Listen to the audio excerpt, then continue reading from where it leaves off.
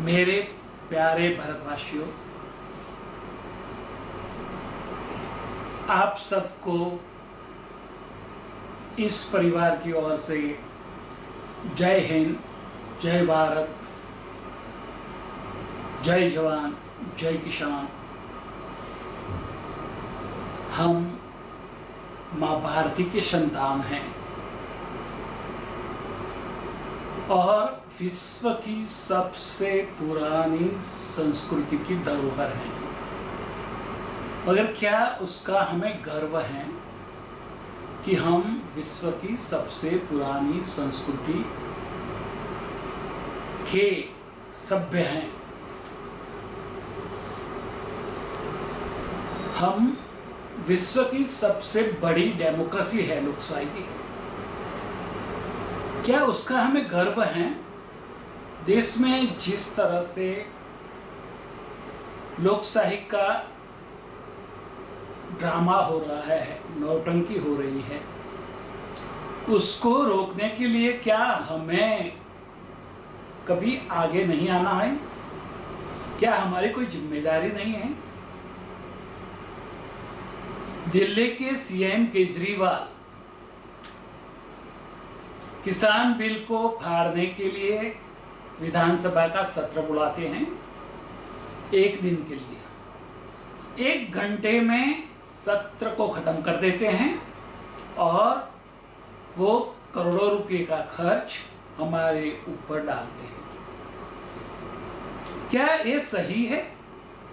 मैं सारे किसान नेताओं को, सारे किसान बिल के विरोध करने वाले एक्सपर्ट को बोल चुका हूं कि आप मेरे साथ जाहिर में चर्चा करें और बताएं कि किसान बिल में ऐसी कौन सी कलम है जो किसानों को नुकसान करती है, किसानों के विकास में अवरुद्ध रूप है। तो उसको बदलने के लिए मैं आपके साथ उपवास पर बैठने के लिए तैयार हूं, मगर आज तक किसी ने जवाब नहीं दिया। अभी 5 राज्यों में इलेक्शन हुआ, असम, बंगाल, तमिलनाडु, पुडुचेरी, केरला। बंगाल को छोड़ के सब जगह एक दिन में चुनाव हो गए। बंगाल में 8 चरण में चुनाव है, मगर जिस तरह से ममता, जो एक राज्य की मुख्यमंत्री हैं, वो जो भी कोड ऑफ कंडक्ट है उसको छोड़ के, उसको किनारे करके जो भाषा से बात कर रही है वो भाषा भारत की भाषा नहीं है, वो बंगाल की भाषा नहीं है। क्या हमारे सुगम बंगाली ऐसे लोगों को फिर से सत्ता सौंपेंगे? वो जिस तरह से गाली गलौज कर रही है जाहिर में, एक मर्द भी नहीं कर सकता। एक बात सोचो कि जिसके पैर की हड्डी टूट गई है, फ्रैक्चर हो गया है, वो हड्डी एक दिन में जुड़ जाती है और वो व्हीलचेयर में बैठ के घूमते घूमते प्रचार करती हैं और लोगों को इमोशनली ब्लैकमेल करती हैं। क्या ये हड्डी कभी एक दिन में जुड़ सकती है? ऐसी कौन सी टेक्निक है, ट्रीटमेंट है जो एक दिन में हड्डी को जोड़ सकती हैं? तो वो जिस डॉक्टरों ने ट्रीटमेंट की है वो बताए, ताकि जो गरीब लोग हैं, जिसको मजदूरी करते करते पाँव में लग जाता है, गिर जाते हैं, हड्डी टूट जाती हैं और 6 महीने बिछाने में पड़े रहते हैं, तो आप ये ट्रीटमेंट को उजागर करें ताकि ऐसे लोगों को एक दिन में ही फिर से काम में लग जाने का समय मिले। ये बात क्या हम पूछ नहीं सकते? दूसरी बात, अभी राजकारण में पक्षों अपने प्रवचनों को तैयार करने के लिए, अपने पार्टी को जिताने के लिए, स्ट्रेटेजी बनाने के लिए प्रबंधक रखते हैं, मैनेजर रखते हैं। ऐसे ही एक जाने माने मैनेजर प्रशांत किशोर जी, सब जानते हैं, आज पंजाब में कैबिनेट मिनिस्टर बनके 1 रुपये के पगार में, सैलरी में, तनख्वाह में, वो हमारे टैक्स के पैसे से बड़े बंगले में रहते हैं, गाड़ियों में घूमते हैं, पेट्रोल डीजल का खर्च करते हैं, और जो नौकर चाकर उनको चाहिए वो हमारे टैक्स के पैसे से उनको मिलते हैं। क्या कोई सरकार अपने चुनाव में स्ट्रेटेजी बनाने के लिए सरकार के पैसे से प्रबंधक रख सकती है? ये उत्तर हमें चुनाव आयोग से, हमारे सुप्रीम कोर्ट के चीफ जस्टिस से और हमारे राष्ट्रपति से हमें पूछना चाहिए। नहीं है तो भाई जाहिर मैं पूछता हूं कि क्या ये सही है? आप में ताकत नहीं है तो आप पक्ष छोड़ दो। आप ऐसे कार्य क्यों नहीं करते कि प्रजा आपको सामने से चुन के भेजे, आपको प्रजा के पास वोट की भीख मांगने की जरूरत न पड़े। ये पॉलिटिकल पार्टियां भिखारी के वेश में आपके पास आती हैं, आपका वोट मांगती है और फिर आपको लूटती है। कई लोग बोलेंगे कि हम टैक्स नहीं भरते, हम इनकम टैक्स नहीं भरते, मगर आपको मालूम है सुबह से लेकर शाम तक, टूथपेस्ट से लेकर शाम को आप जो भी चीजें खर्च करते हैं, यूज करते हैं अपने लिए, वो सब में आप टैक्स भरते हैं। और आप कितने रुपये की चीजें खरीद करते हैं उसके ऊपर मिनिमम 18% टैक्स है, और सरचार्ज लग के 20% से ज़्यादा हो जाता है। यदि आप 50 रुपया भी खर्चते हैं तो उसमें से 20 रुपया राज्य सरकार के पास जाता है। वो बात समझें, और वो पैसे ऐसे अपने इलेक्शन जीतने के लिए खर्च करने का कोई भी सरकार को, कोई भी पक्ष को अधिकार नहीं है। सबसे बड़ी बात, कोरोना की महामारी पूरे विश्व में है, भारत में भी है। भारत में हम अच्छी तरह से उसको कंट्रोल कर रहे हैं, मगर वो स्थिति कैसे बिगड़ जाए उसके लिए हम देख रहे हैं कि विपक्ष कैसे अफवाहें फैला रहे हैं। एक धर्म के लोग वो रस्सी नहीं लेके देश के 70% लोगों के जान के लिए खतरा बन रहे हैं, और कोई उसको कुछ कहता भी नहीं है। और केजरीवाल जैसे लोग उन फिरकों के नेताओं को, मौलवियों को हमारे सरकार की तिजोरी से तनख्वाह देते हैं। क्या तनख्वाह सरकार के विरोध में अपने संप्रदाय के लोगों को उसके के लिए हैं, तैयार करने के लिए हैं? ये रीति बंद होनी चाहिए, और कोई भी संप्रदाय के धार्मिक गुरुओं को हमारे टैक्स के पैसे से तनख्वाह नहीं देनी चाहिए।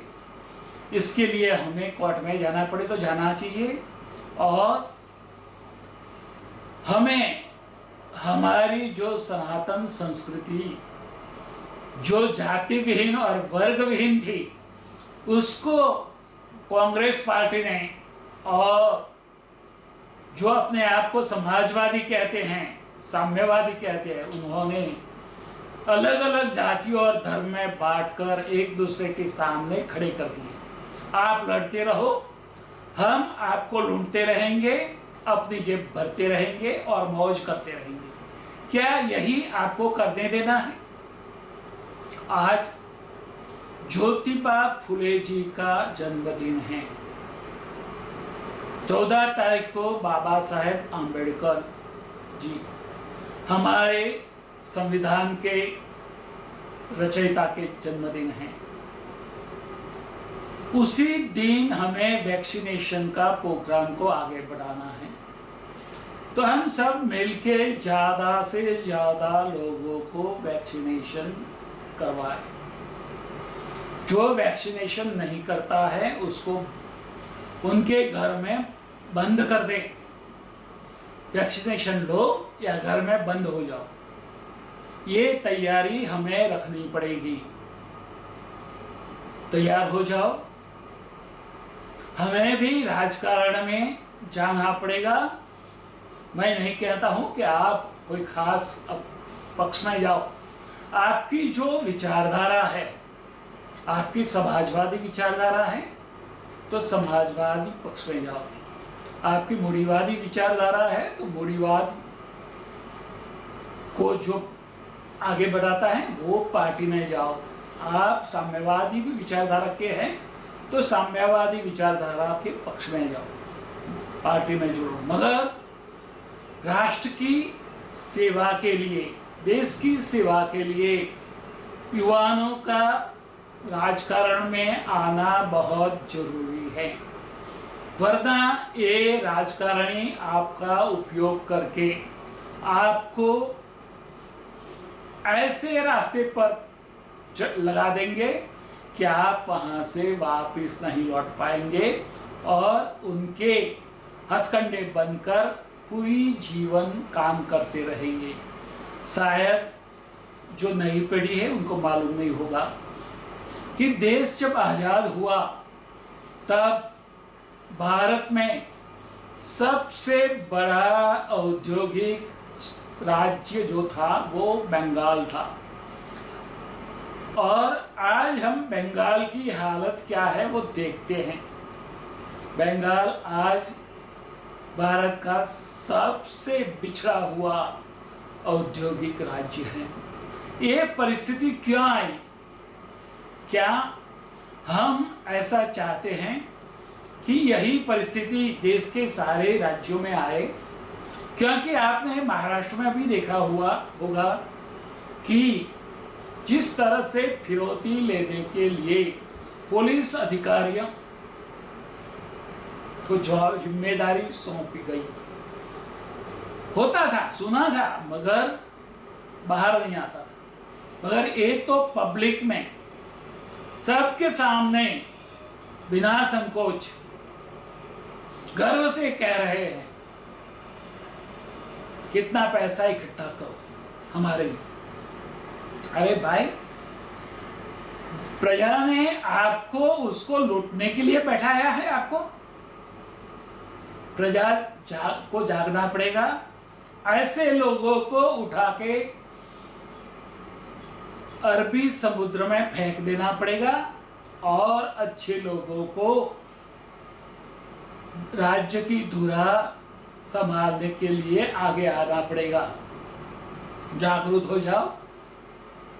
मैं कोई संप्रदाय के विरोध में नहीं हूं। सारे संप्रदाय को अपना संप्रदाय में अब श्रद्धा रखने का अधिकार है, मगर सबसे पहले हम मानव हैं, उसके बाद हम भारतीय हैं और उसके बाद हमारा संप्रदाय आता है। तो सबसे पहले मानवता को स्थान दो, फिर देश को स्थान दो। यदि आप देश को स्थान देने को तैयार नहीं हैं तो इस देश में रहने के लिए आपके लिए जगह नहीं है। ये बात समझिए। ये बात हमें उन लोगों को समझानी पड़ेगी। हम किसी के विरोधी नहीं हैं। ये बात कान खोल के सबको सुना दो। क्या हम मंदिर जाते हैं, मंदिर में हम जो भी क्रिया कर्म करते हैं उससे किसी को दिक्कत होती है? कई धर्म के लोग नमाज पढ़ने की रोड पर लग जाते हैं, कहीं भी लग जाते हैं। क्या अल्लाह ऐसी नमाज कबूल करेगा जो दूसरों को परेशान करके आप अदा कर रहे हो? और नमाज अदा करने के लिए सबसे पवित्र स्थान मस्जिद है, उसके बाद अपना घर है, और घर नहीं है तो कहीं भी बैठ के आंखें बंद करके आप साफ सुथरी जगह में अपनी नमाज अदा कर सकते हो। मगर रोड ब्लॉक करके, बाजार ब्लॉक करके, जो गार्डन में घूमने आते हैं वो लोगों को लिए परेशानी खड़ी करके आप नमाज अदा करोगे तो वो आपकी नमाज अल्लाह कबूल नहीं करेगा, मगर अल्लाह का खौफ आपके ऊपर उतरेगा। ये बात अच्छी तरह से समझ लेनी जरूरी है। मैं किसी का विरोधी नहीं हूं, मैं ये बात बार बार कहना चाहता हूं, आप अपने धर्म को अदा करो मगर दूसरों को परेशानी किए बिना। आप ऐसे धर्म को अदा करो कि जैसे दूसरों को कोई परेशानी न हो। आपके खान पान में जो भी आप लेते हो लो, मगर उसकी वजह से दूसरों को परेशानी नहीं होनी चाहिए। और जानबूझ के ये करोगे तो अल्लाह आपको माफ नहीं करेगा। अल्लाह और महाकाल अलग नहीं है, ये बात जरा ध्यान से सुन लो, ये बात को समझो। और सारे राजकारणियों को मैं कहता हूं, राहुल गांधी से लेकर शशि थरूर तक, अजरुद्दीन ओवैसी तक, नाम मुझे मालूम है नहीं है, सब जाके सबसे पहले वैक्सीनेशन लें और अपने पार्टी के लोगों को वैक्सीनेशन के लिए भेजें। वैक्सीनेशन के ऊपर राजकारण मत खेलें।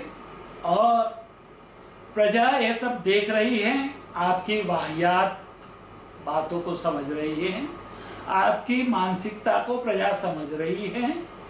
अभी ये देश में वही राज करेगा जो प्रजा की बात को समझेगा, जो प्रजा की बातों को सम्मान देगा और जो प्रजा को सम्मान देगा। समझ लो, भारत माता के संतान हैं और भारत माता को जो मानेगा, जो राष्ट्र को सलाम दे करेगा, वो ही राष्ट्र पर राज्य करेगा। ये बात आप सबको समझ लेनी बहुत जरूरी है। आप समझ गए होंगे, जागरूक हो गए होंगे। जाग जाओ, वरना सदा के लिए आपको सुला दिया जाएगा। जाग जाओ, वरना सदा के लिए आपको सुला दिया जाएगा। जाग जाओ, वरना सदा के लिए आपको सुला दिया जाएगा। जागो और अपने धर्म में स्थिर हो जाओ। आज इतना ही। जय हिंद, जय भारत।